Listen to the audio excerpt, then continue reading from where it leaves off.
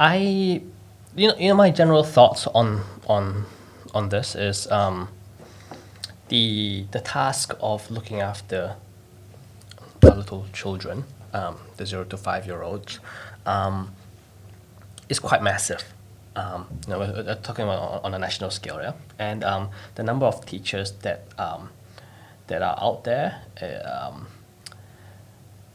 We're going through a teacher shortage, and it's, when you look at it, it's kind of insufficient to cater to all these 0 to 5-year-olds and to do it to a quality job on it. So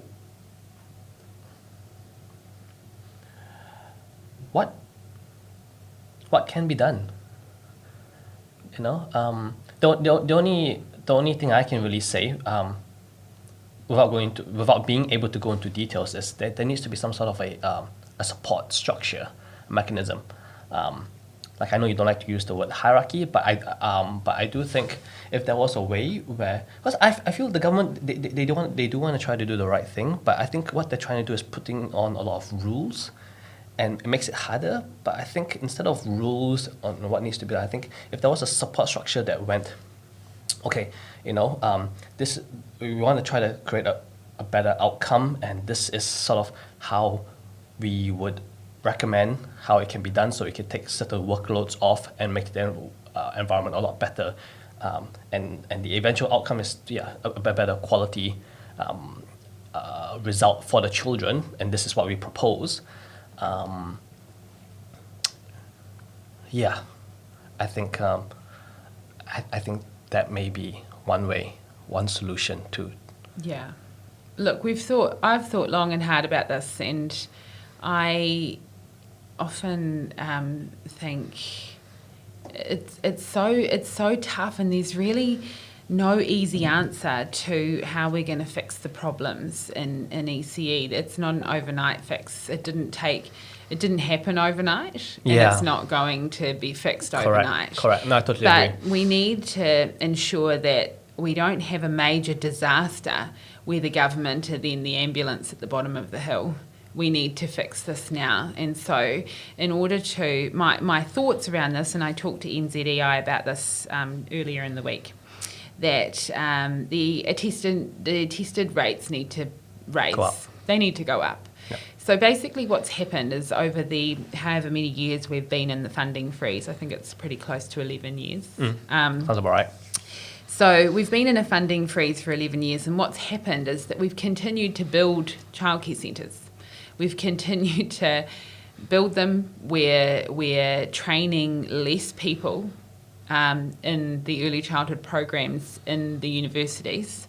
So the supply is down, but we can't the demand staff is... them. Yeah. They say the demand's high, but we need to maybe stop building centres. This is just my own personal opinion. So this is nobody else's, just my own, and I own this. Yeah. We need to maybe just put the brakes on building more centres. Focus on the ones that we have.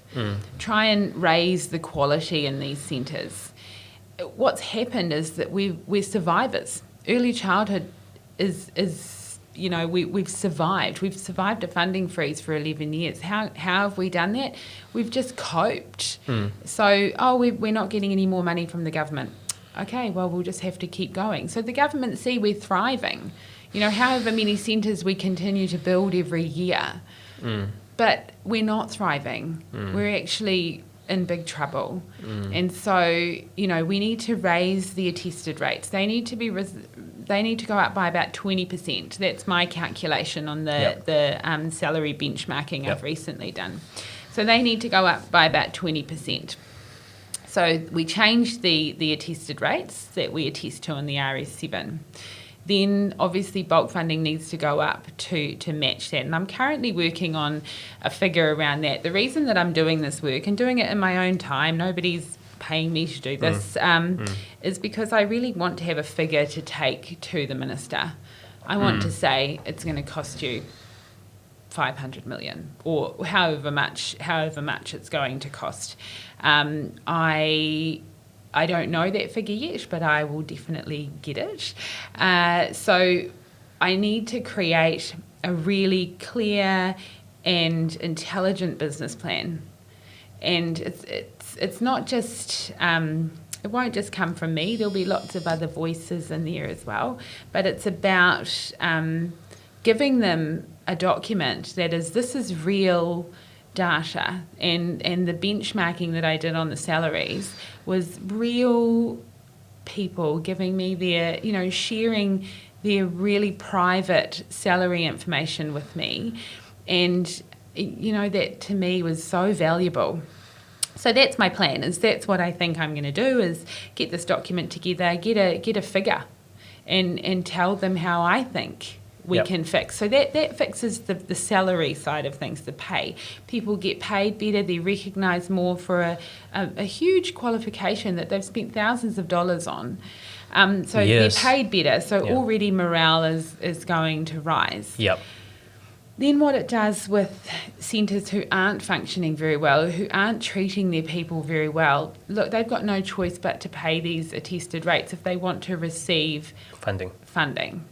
And funding at the higher level. Yep. So automatically productivity has to, will go up because people feel better. But if they're still not being treated well from above, then that's a major problem.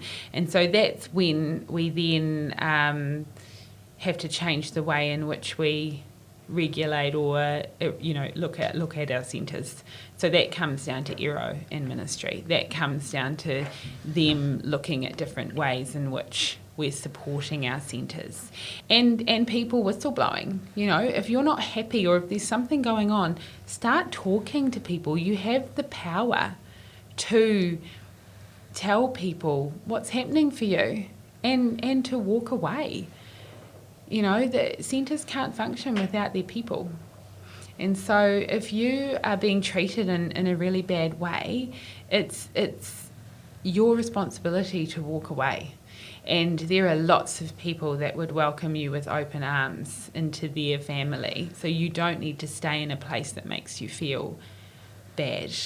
And these centres will have to fall into line and start treating their people better and raising the work conditions. So part of that also, which will then come next with the government, is, and it's in the strategic plan, to change the ratios, to change those. So we're at a 1 to 10 and a 1 to 5 at the moment. To change those to be more kinder to our people. Putting 1 to 6, 1 to 3? Yeah, totally. Definitely the infant and toddler ratio should be 1 to 3, without a doubt. And yes, I would absolutely agree 1 to 6 for our over 2s. I think people try to go 1 to 8 and 1 to 4, but it's still a huge amount of pressure to put on people when we're dealing with these really little people, and being a mum of 2 toddlers, I know how complicated they are and how much time they need.